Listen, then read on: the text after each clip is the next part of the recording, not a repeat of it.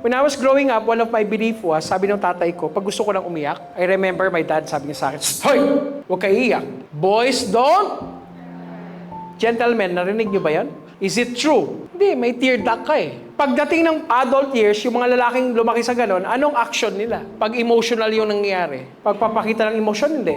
Pagpipretend, may napuwing ako. Ano ba yan? Mausok. Anong emosyon lang ang comfortable ipakita ng mga lalaki? Anger, master natin yan, tama? Sinasabi sa asawa, I love you! Bias ka. So, belief system. Yung cousin ko na babae, iba yung belief system niya. Sabi sa kanya, huwag ka basta-basta magtitiwala, Christine, sa mga lalaki. Isa lang gusto niyan sa'yo. Totoo ba yon, gentlemen? Yes or no? No. Dalawa gusto namin. Love and companionship. Parang may iba kayong iniisip. Ang mga lalaki naghahanap na magmamahal, mag-aalaga sa amin, mag-aaruga, maglilinis, maglalaba, mag-grocery, alaga ng mga bata.